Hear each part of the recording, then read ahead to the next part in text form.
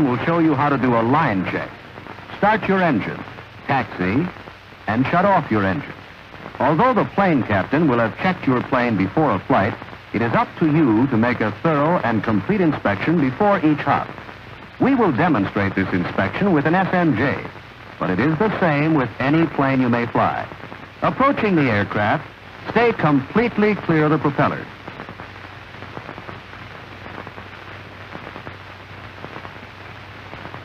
Place your parachute on the horizontal stabilizer, preparatory to beginning your check. By using a definite procedure for your line inspection, you will be less apt to forget anything. Establish this pattern of checkpoints in your mind. The cockpit, the trailing edge of the port wing, the port side wing tip, the port side leading edge, landing gear and port side engine section, the front engine section and prop, the starboard engine section, the starboard wing leading edge, the starboard wing tip, the trailing edge, starboard fuselage, the empennage and tail section, the port side fuselage and baggage compartment. The first checkpoint is the cockpit. Both front and rear cockpits should be examined for any loose articles or rags that might foul controls. Check the magneto and battery switch using slight pressure to be sure they are in the full off position. Unlock the controls by releasing the lever at the lower left side of the stick. Visually check the oil level, being sure to replace the cap.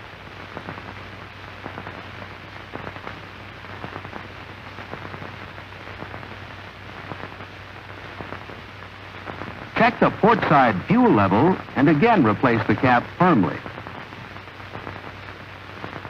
Inspect both top and bottom of the trailing edge of the port wing, looking for tears or breaks, wrinkles or bulges, snapped rivets, looseness or dents in the skin and in the aileron fabric, all of which might indicate structural failure.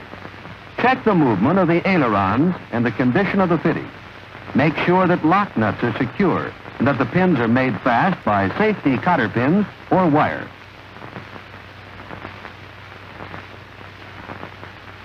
When you reach the wingtip, move the end of it up and down firmly, but gently, to detect any excessive movement. Examine the leading edge of the port wing with equal care. When you approach the engine section, keep well clear of the propeller. Look at the landing gear. Notice the amount of oleo showing and check the struts. Be sure bolts are tight and tires properly inflated. Check the hydraulic lines for brakes or leakage.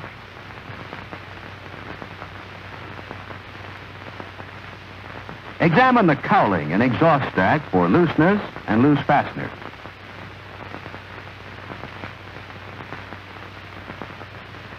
Taking care to keep clear of the propeller, walk around in front of the plane.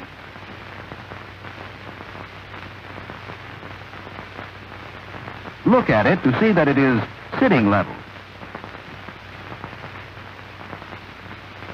Examine, but do not move, the propeller for cracks, nicks, or pitting.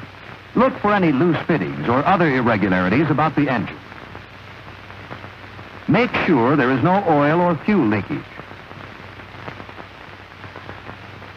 Still keeping clear of the propeller, start your inspection of the starboard side. Be sure the chocks are properly placed under the wheel. Check the cowling.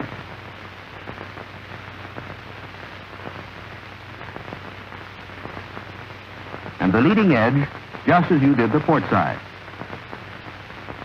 Examine the pitot tube.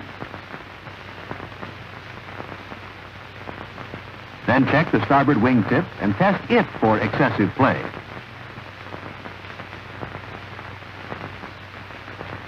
Check the trailing edge of the starboard wing, top and underneath surfaces, just as you did the port wing.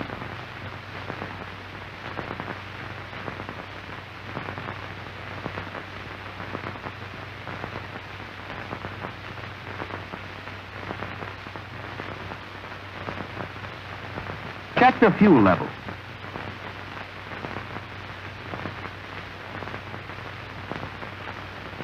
Then firmly secure the cap of the starboard fuel tank. Examine the starboard side of the fuselage.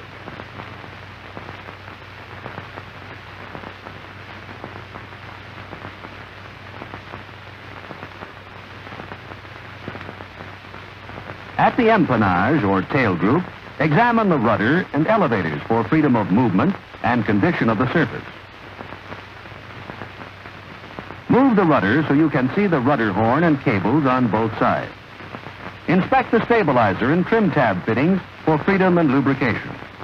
Check top and bottom surfaces of the elevators.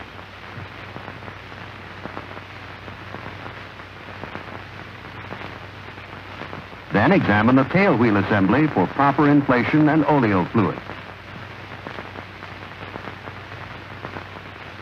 Continue your inspection of the port side of the fuselage. Make sure all gear in the baggage compartment is firmly secured. And finally, that the door is tightly locked. After putting on your parachute, you are ready to get in the plane.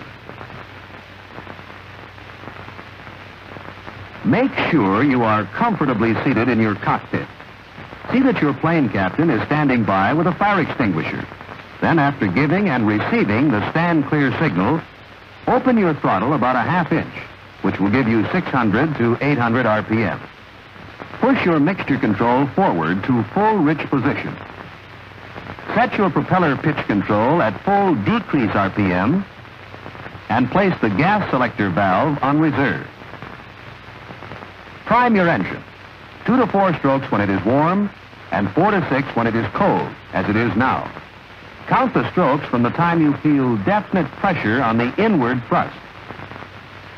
After checking the area behind your plane to be sure nothing will be damaged by your prop wash, and seeing that the area around your propeller is clear, again check the stand clear signal with your plane captain. Then, turn your battery switch to on. Make a final visual check of the area around your prop as you hold both brakes. Then, turn on the magneto switch. Lift the guard on the starter switch and hold the starter engaged until the engine is firing smoothly. Release the switch and replace the guard. Adjust your throttle slowly to obtain 600 to 800 RPM.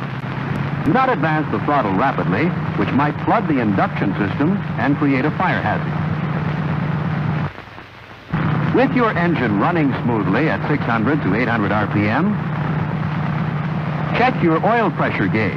If it does not rise to 40 pounds in 30 seconds, stop the engine and report this to your plane captain. With your oil pressure at 50 pounds per square inch, you can safely advance your propeller pitch control to full increase RPM with no danger of starving your engine of oil.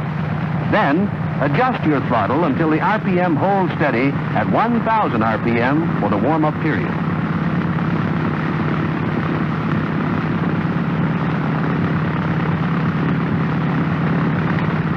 When the warm-up is completed and you have gone through your checklist and tested your engine, you are ready to taxi to the line.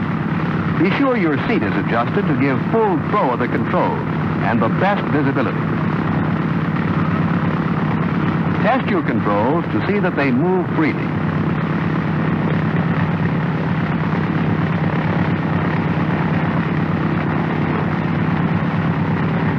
Keep your left hand on the throttle, your right hand on the stick, and your feet off the deck on the rudder pedals so you can operate the brakes with your toes. Signal your plane captain to remove the chocks from the wheels. Keep your stick back so that your tail is held down.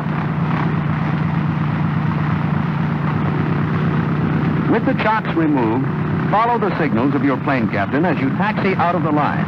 But keep checking the area ahead yourself, since you are primarily responsible for the aircraft.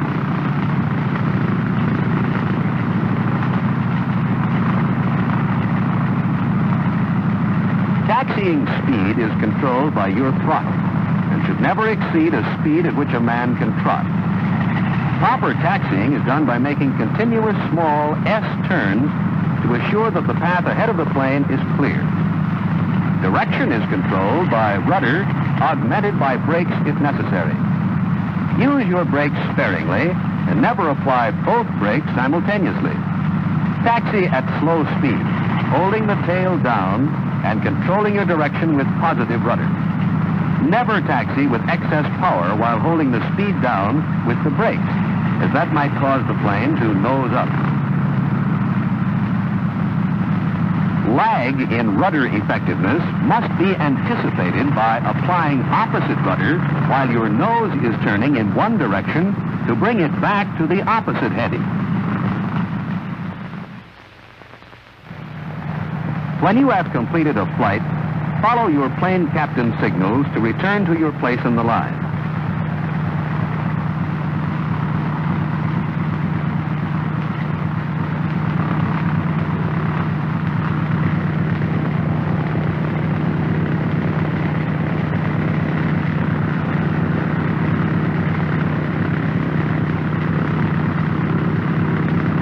After you have stopped, hold your brakes and advance your throttle to 1200 RPM. On the plane captain's signals, put your prop in full high pitch. Decrease RPM. When he signals by drawing his fingers across his throat, put the mixture control in the idle cutoff position and wait for the engine to stop. When the propeller has stopped, turn your battery switch to off and your magneto switch to off. Then turn off your gas selector valve.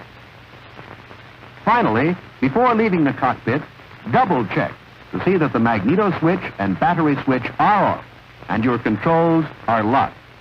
With the wheels properly chocked, you are ready to leave the plane.